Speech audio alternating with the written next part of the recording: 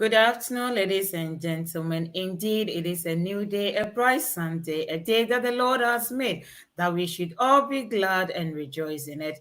You don't like this day, which other day would you prefer? Indeed, it's the end of the year, the last day of the year, which falls on Sunday. So, therefore, we are blessed to have today and to present to you from Richmond Media health issues. What else can we think of? The whole year, we lost some people. Some are still on the hospital the beds. Others are suffering. But myself and you, if we have the privilege to be here this afternoon, we say hallelujah be to the Most High God, because indeed He is our rock and salvation. To those in Ghana or the Ghanaian people, we say Afinshiapa, Afisabre, na Awurade ayɛ yɛ adom biem na yɛda so ɛte ase. Enti sɛ nnɛ sɛ tɛkyerɛma da abodwiem na mogya adi afiri sane na yɛnhu nea yɛnyɛ yɛn ho a na yɛsan aka sɛ afinhyia pa ebiem ɛsiane sɛ onyame ɔne yɛn adi ne yie. This afternoon is yet another episode of health issues. The topic is the effects of diabetic retinopathy on the eye. By the end of the day, we will understand the causes, what exactly it is, the causes, and how it affects the eyes, the risk factors, and the measures that we can put in place that will help us or that will help to prevent us from getting diabetic retinopathy. This afternoon, once again, I have with me a very knowledgeable gentleman, ophthalmic nurse, a dad, and a husband. I present to you my only guest on this platform is Mr. Addai. Mr. Addai, you're welcome once again to Richmond Media. Thank you. How are you today? By God's grace, you are managing since you are able to wake up. We thank God and we wish you a finshapa. And a happy new year in advance. Thank you. Mr. Addai, diabetic retinopathy. What is it? What are we looking forward to? Okay, thank you very much.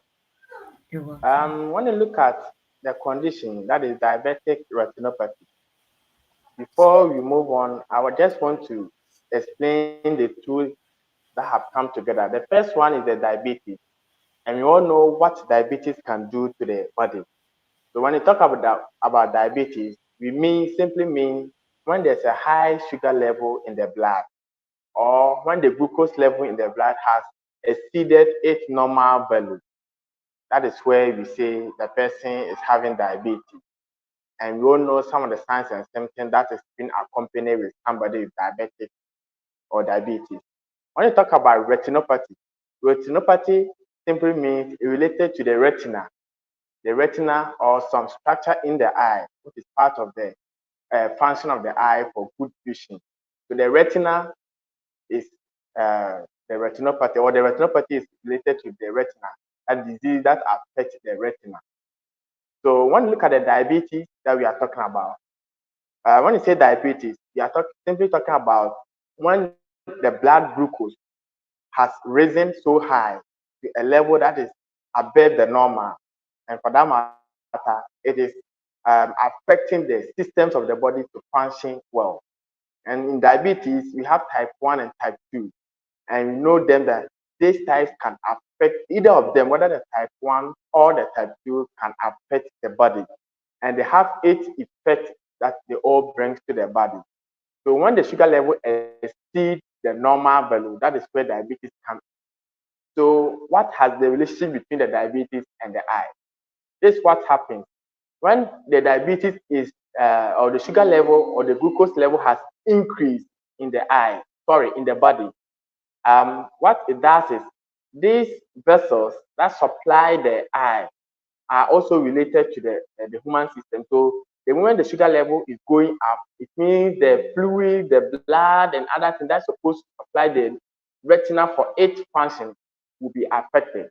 So in diabetic retinopathy or DR, we simply mean that it's a progressive dysfunction of the retinal blood vessels caused by chronic hyperglycemia. And when you talk about hyperglycemia, you're talking about a high sugar level. So when these retinal vessels are being affected as a result of high glucose level in the body. And as I said earlier, it could be from type 1 diabetes or type 2 diabetes. And one of the symptoms that we normal, or one of the things that normally associated with initial stage, it is asymptomatic. When I say asymptomatic, it means it comes without symptoms. So you may think that we are fine, nothing is happening to their body. Meanwhile, all these damages is going. And if it's not treated, it can cause that low vision. So by the time you realize that the diabetes that you have been fighting, or you have been going to see a medical doctor, or your doctor for medication, and it's still going up high, you think that that is it all. But meanwhile, all these things is also affecting the eye, causing the damage to the eye. So let's say in simple terms, I would say diabetic retinopathy is disease that affects the retina, its function. Thank you.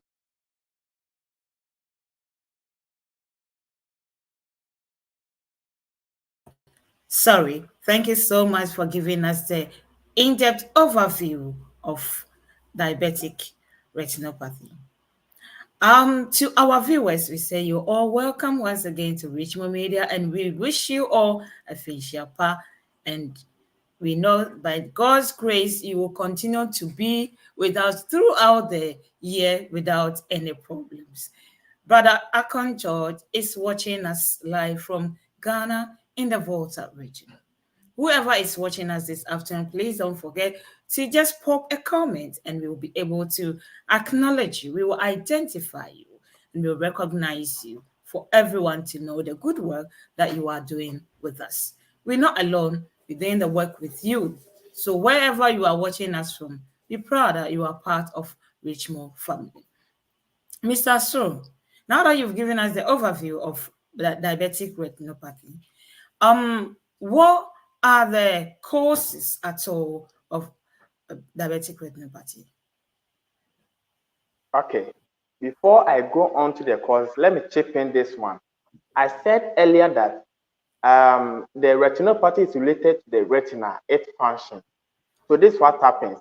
When there is an image or when you see something at a distance, the vision or the image is being captured through the cornea, it passes through the eye, that is the cornea, through the anterior chamber, to the lens, to the retina, to the vitreous, then it gets to the retina.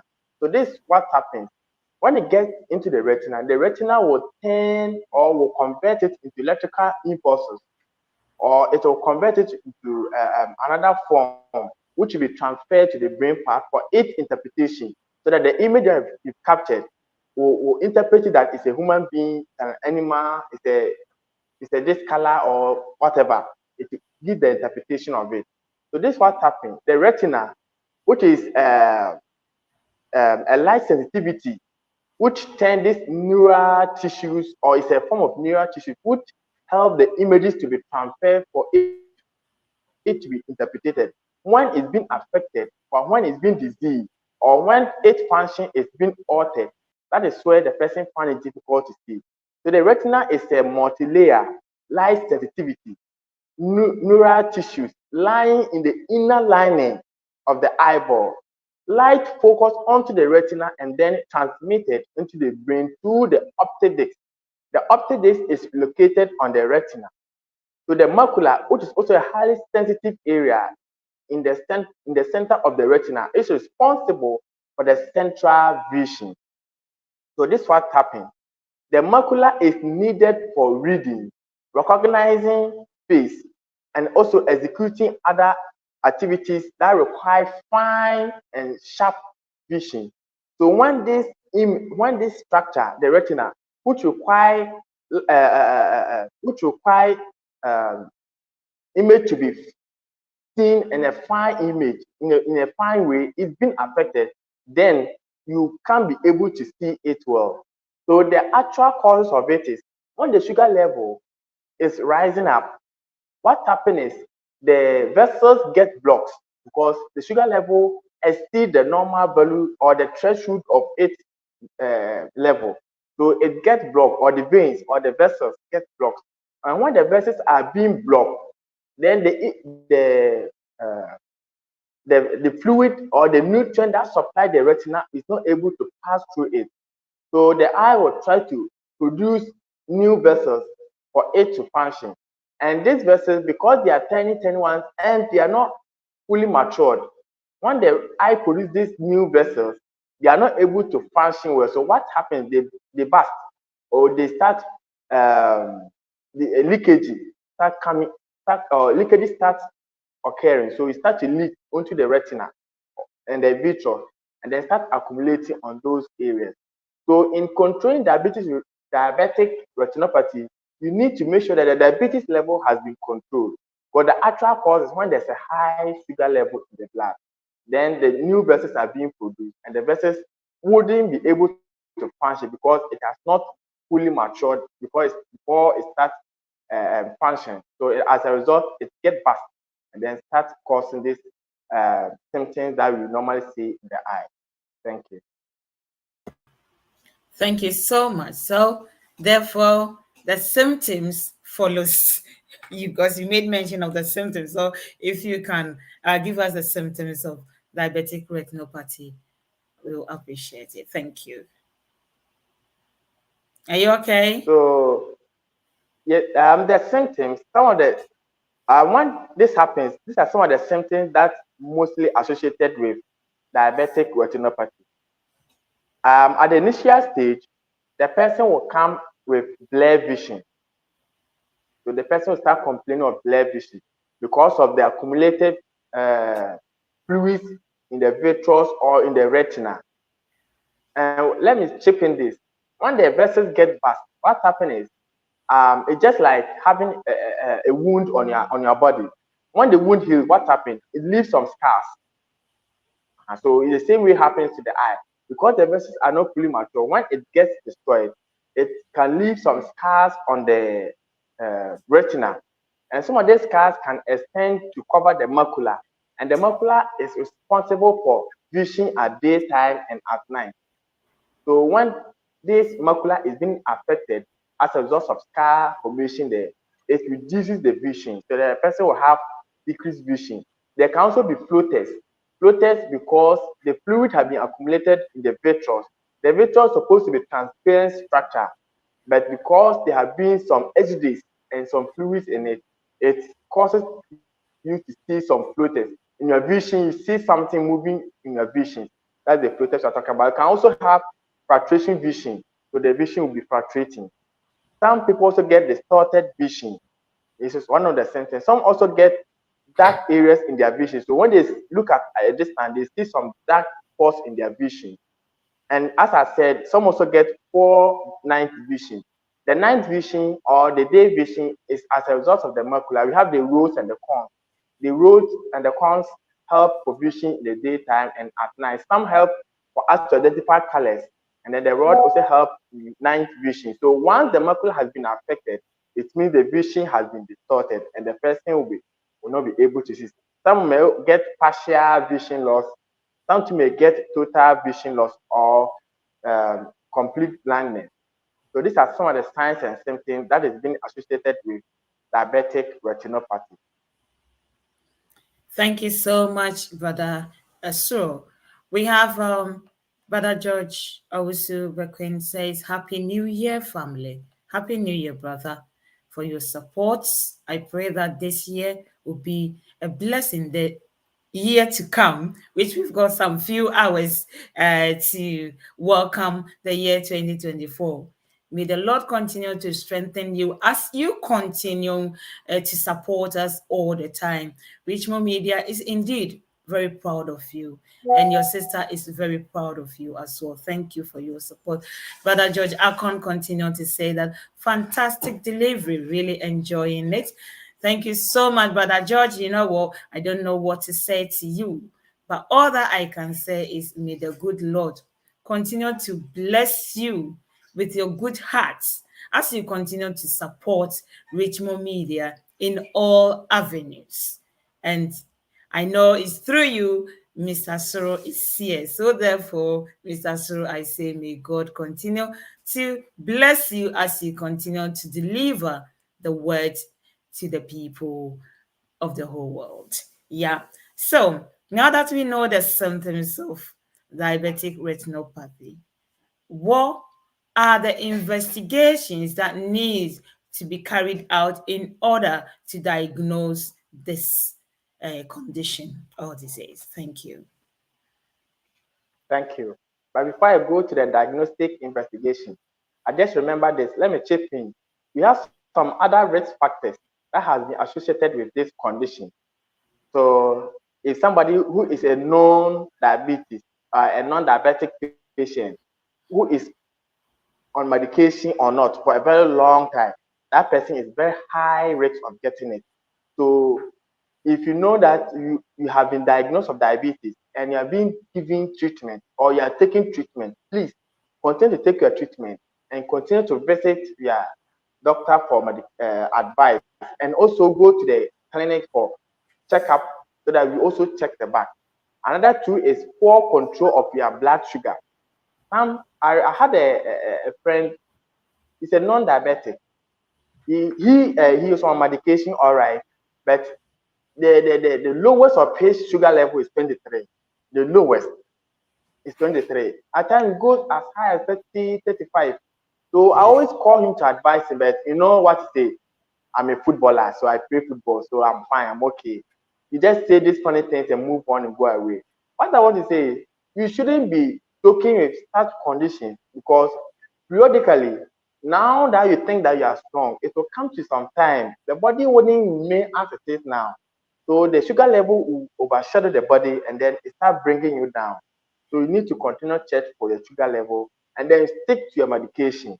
And then if you are also a non-HPT, that is hypertension, you need not to sit down and just watch. You also need to check up all those things because diabetes and hypertension are brothers and sisters. That is what I always say, that they are all brothers and sisters. Once you have this, you can also get this. So you need to be cautious about that and then monitor your BP or BP level so that you wouldn't be at risk. And some too have been addicted to taking canned food.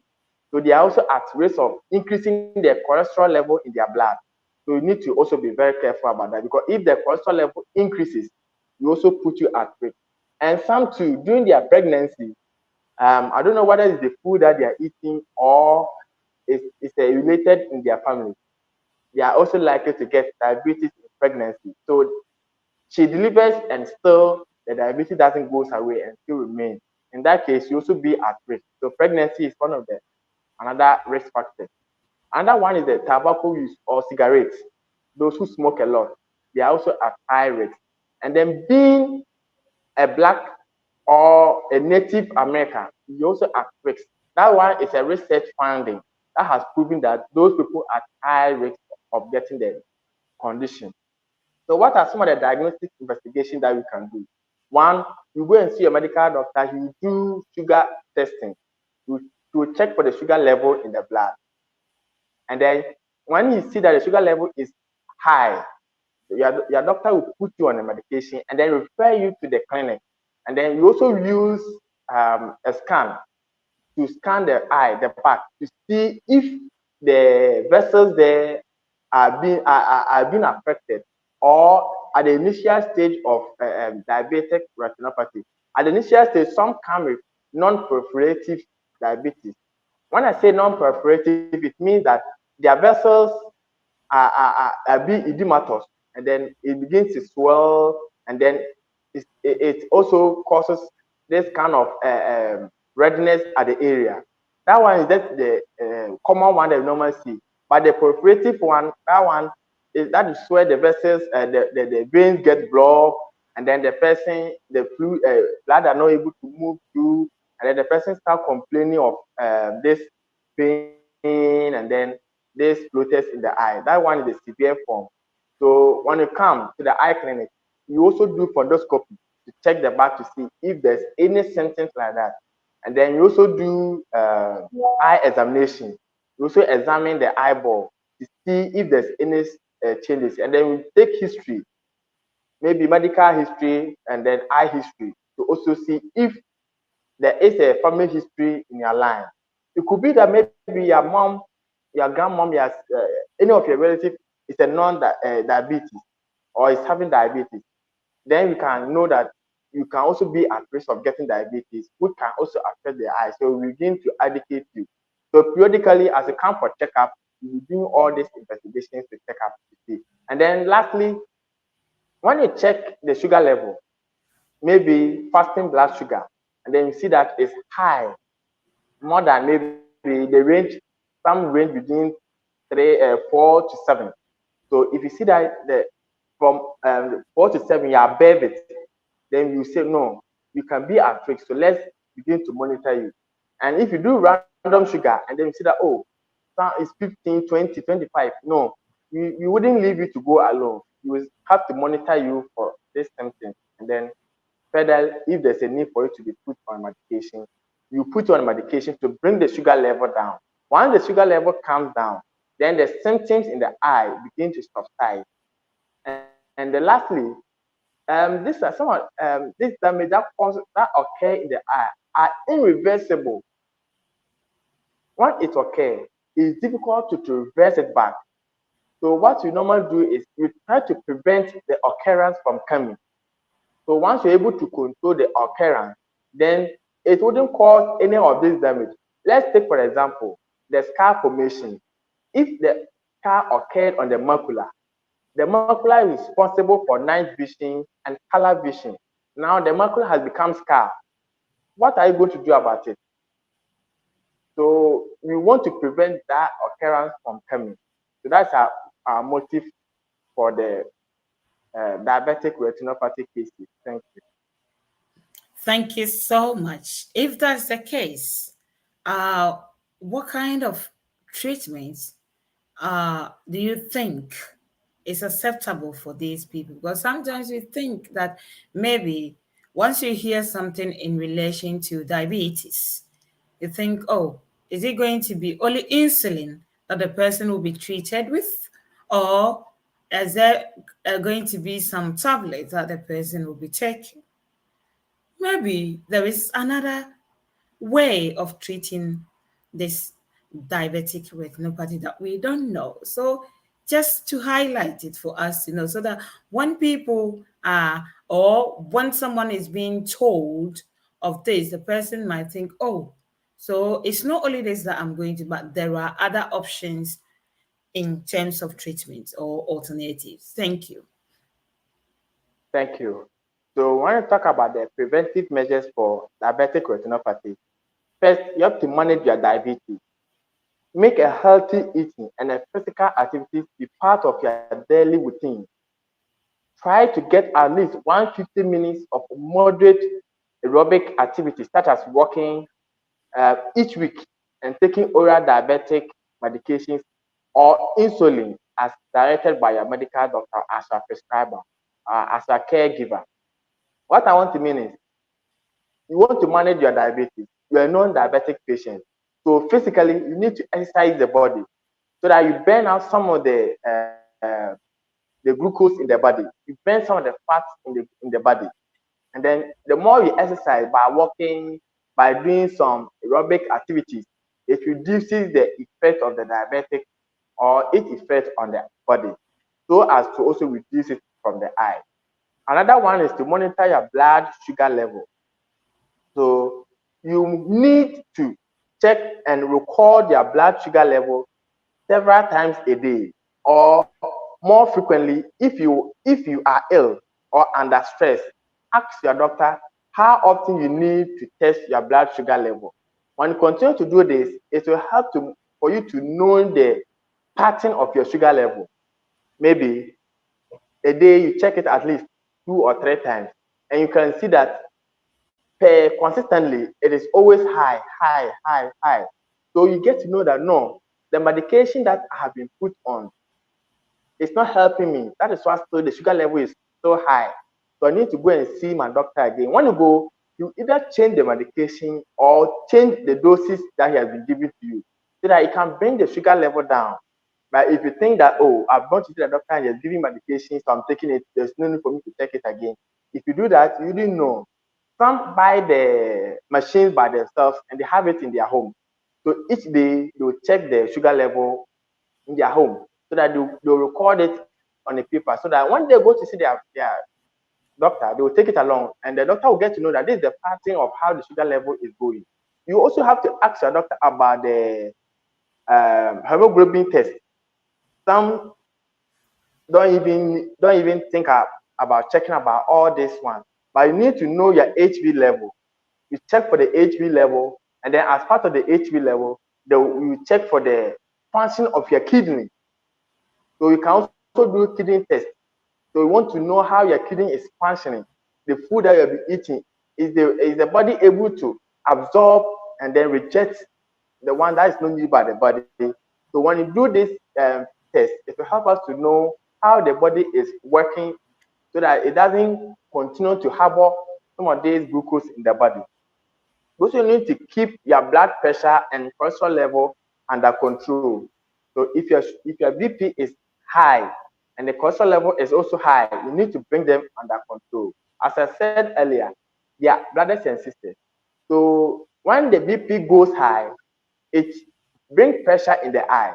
So vessels in the eye is being affected. It can cause this kind of hemorrhages and then some blood spots or some spots in the eye. All these things causes decreased vision to an individual. If you're somebody who smokes, it's better you stop. I won't say you limit it. You stop smoking because it won't help the body. And then you pay attention to vision change. Pay attention to your vision change. Some people, their vision keep changing. Today, the person is able to see 6 meters. In the next 2, 3 months, it will reduce to maybe 4 or 5 meters. In the next 6 months, 1 year, it will reduce 3 meters. The person will sit down and say it is cataract. Or the person will sit down and say that, oh, it's normal in our family. When you are growing old, your vision begins to decrease. So it's normal. Please, you don't have to assume something like that. You need to go and see your doctor for advice.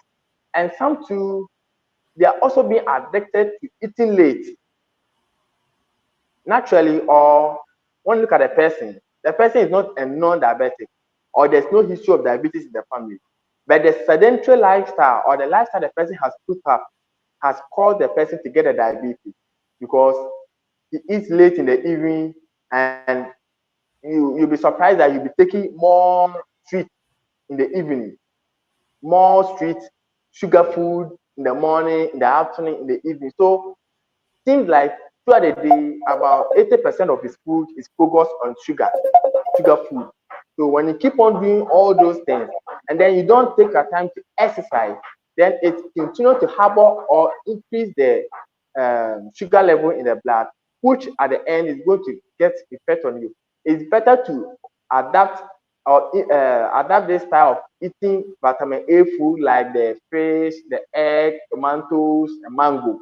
Those food are food supplements that help to uh, sustain the eye and then help to give the immunity or help the eye to function well.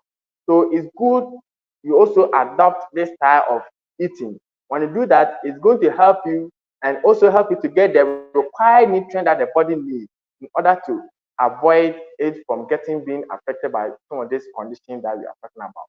Thank you. Thank you so much, Mr. Soro. So let's acknowledge our brother George Akon. He says brisk walking regularly for 1 hour each day has been proven like taking 20 units of insulin. This lifestyle can also help with the sugar management. Regularity in eating helps with sugar regulation. 5 hours interval after cooked meal is one of the best timing intervals. But sometimes some of us cannot even comprehend the fact that we are not taking anything in between meals. So therefore, Brother George, if that happens, what do we do or what can we do? Um, Please, your question again. I said, some of us cannot wait for these 5 hours intervals after cook meal. So if that happens, what do we do as individuals? Because it's not everyone that can wait for that 5 hours to come before, yes, eating something though. So what advice would you be able to give it to us? Can we eat a bit earlier than this recommended time, or what can we do? Thank you. Okay, it depends on the individual, the type of work he or she does, and how the person. Yeah, the reason is if you're somebody who works maybe about 7, 8 hours in a day, starting maybe 7 a.m. in the morning and closing around maybe 7 p.m. in the evening. Let me take it that way. So about 12 hours in a day. So such a person, it's best maybe in the morning you take something like heavy food. So in between the breakfast and lunch, you can take something like a fruit in addition. And then within maybe lunch and maybe supper, you can take something food or um, something like maybe some even blend banana plus other food together, then take it in the afternoon, which is also fine. Than going to buy these carbonated drinks which contain a lot of sugar in it. So naturally, you can prepare it yourself in the house, and then within it, you can be taking it step by step, just small. But if you're somebody who takes heavy ones, it's what happens is depending on the work that you do. Maybe you're somebody who sits in the office, work for so many hours because of your working the nature of your work from house to car, from your car to office, from your office to car, from car to the house. So always you don't get a time to do this kind of exercise. So if you are not careful about your eating pattern, you become obese and then or you increase the sugar level in your blood. So you should be careful about how you eat during the course of the day. Some say, okay, fine, I'll try to eat heavy food in the morning, and then maybe I'll some water or something like fruit in the afternoon. In the evening, I'll take something a little bit heavy around 4 or 5 p.m. and that ends it. I had a friend that I was advised that was last week after the show. He was telling me that, bro, as for me in the evening, if I don't take um, Milo, I can't sleep, and I have to take at least with sugar. It was so bad. Look at the Milo that you're taking. The Milo already, how it is being prepared, it contains some amount of sugar in it, and additionally, you're adding another sugar to it. So you're just worsening the case for yourself. So I advise him that okay, now this is what you do. For the first time, you can't stop it right away. So now decrease the amount of sugar you add to the Milo now, and then continue doing for maybe for a month or maybe a week. After that, decrease it another one. So if you are taking maybe 1 teaspoon of sugar in addition, take half. With some time, reduce it and take it quarter, then 1/3, then gradually. So to come to a time, if there's no sugar in the Milo, you will be able to take it. So you need to adapt our style, and then it's a habit that you need to promise yourself that you're going to do it. If you don't make that habit of doing it, you can't because as a nutritionist, he advise you and give you the best solution. But you yourself, you need to apply it by yourself. So if you don't do that, you can't be able to avoid this in between meals that you have been eating, which has effect on the eye, or which increase the sugar level, subsequently affecting the eye. Thank you so much, Brother uh, Addai, for giving us this in depth explanation or understanding of diabetic retinopathy. Our brother George Akon says, then we need to adapt this lifestyle, else we include water. Fruits in the interval, because we are talking about proper sugar regulations. If maybe someone is lost, this relates to the question that I asked for the intervals of 5 hours in between cook meals, which some of us might not be able to wait for that long. And our brother is advising us on what to do by including water, fruits, which is healthy for you. But this raises another question. Taking the fruit is also another problem. Some of the fruits contain a lot of sugar, which then affects the sugar level. If that is the case, what can we do, or what can the patient do? Thank you. Thank you. I knew this question will pop up. People used to ask, say that, fine, you are a healthcare provider, you are advising us to take more fruit, but there are some fruit which contain some acid or contain some amount of acid in it. There are some fruit which contain this and this in it. So, and you're also telling me that I'm a known peptic ulcer patient, an ulcer patient, and you're asking me to go and take orange. So this is what I would say. Some of the fruit contain some of this uh, some of these things that we are talking about. But what is most important that you do selection of fruit. Yes, there are some fruit which contain sugar. The sugar level in banana is not the same as the sugar level in cassava. The sugar level in maybe sweet potatoes will not be the same as the sugar level like or the normal sugar you are adding to the food to eat. Yes, there's a sugar level, but that one is not so much higher. After all, if you want, you can even avoid fat food and stick to some vegetables.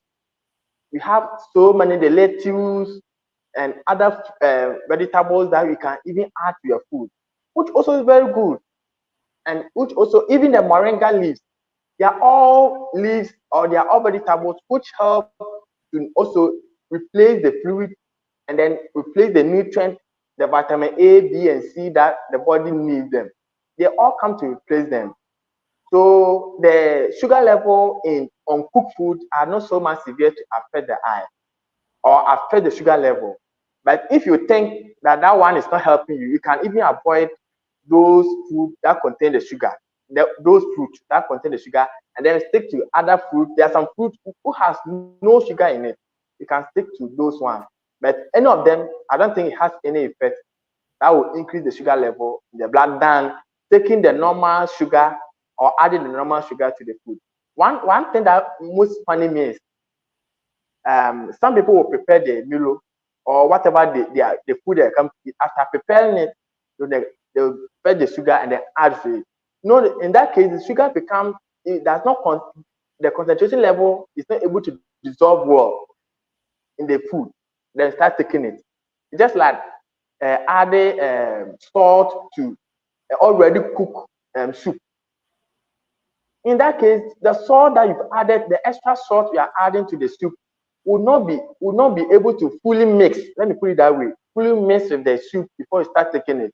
So already it's just like taking the sugar, the salt, and then just eating the salt just like that. So it's not good. So it's better you stick to the fruit and it's good. Some even go to the extent of even saying that some of the food you use these fertilizers or chemicals to prepare them or for producing them. So what about that one? There are some of these food that we are talking about. Yes, you use chemicals in their preparation, but the effect of some of them are minimal. If you are to talk about that, then it means that you're not going to take any food because naturally we have organic fertilizers that is there, and other ones we use the artificial ones that we use on the land before the food is being produced. So some of these food has minimal effect. Some of this effect has minimal effect on the body. So it's best for us to stick on that one than to think about that, the minimal effects that might come. Thank you. Thank you so much, Brother Ate. We have additional contribution from Mr. George Alcon. Says, with the preventive measures we have, those who don't have the sugar and those who have the sugar already. So when you visit your healthcare provider, he will assess you, before you will be prescribed on some particular fruits if you are a diabetic. Example, star fruits, guava, soursop, African star fruits, orange can help the diabetes. And if you are diabetic, or yeah, if you are a diabetic, again, you can't take large quantity of other sweet fruits compared to the non-diabetics. Thank you so much, Brother George, for your in-depth input to this program. Mr. Soro, it's been a blessed day. What are the recommendations from the World Health Organization in contribution to diabetic retinopathy, please? Okay, thank you. Before I go on to that one, let me talk about few complications that might occur if this thing is not well managed. One of them is, we call it the vitreous hemorrhage. As I was talking, I made mention about when the vessel gets burst or destroyed, it produces a fluid onto the retina. So the accumulation of this fluid comes to occupy the vitreous area. So as it occupies all this area, then becomes opaque, or reducing the sensitivity of imaging being seen. Another one is retinal detachment. I made mention about macular scar or scar on the retina. So when there's a scar on the retina, there will be a traction. So the retina will try to detach itself from where it's supposed to be. So in that case, the person's vision will be distorted, or the vision will reduce, and the person wouldn't be able to see well. So when you get retinal detachment, it's another severe form. You need to be operated for it to be repaired, which is very expensive. So why don't you prevent it now than to wait till later that this thing may set in? Another one is glaucoma. As we discussed last week, you're also at high risk of getting glaucoma because of the fluid accumulation. There may be pressure build up in the eye. And once pressure is being built up in the eye, you're also at risk of getting glaucoma. And we know the effect of glaucoma that might occur on the eye. And lastly, blindness. So once all these things are occurring on the eye, you are, I would say, 99% chance of getting blind or going blind. So you need to protect your eye. So the World Health Organization recommendation on diabetic retinopathy is ask for to focus on people with diabetes. That people with diabetes, we need to screen them and then make sure that their diabetes is being under control. So once their sugar level is being under control, then the eye care provider will be at rest because the effect on the eye will be minimal. So I think last year there have been a promotion which is even still ongoing, that we are screening all people with that sugar level, all people with diabetes in Kumasi as I speak now. So there have been a center that we've set up, and what we do is anybody who is a non-diabetic, we refer the patient to that area, and then they use the machine to examine the eye to see if the retinopathy is occurring or there are being some white spots or some spot formulation or black spots in the back. Once you see them, then immediately you do some laser treatment to correct it so that it will prevent the damage from being occurring. So if you do the laser, reduce the risk of blindness or reduce the risk of the diabetic retinopathy on the eye. So our main focus is to focus on people with diabetes and make sure the sugar level does not go higher than supposed to be. That's the recommendation that I'll add it to it. Thank you.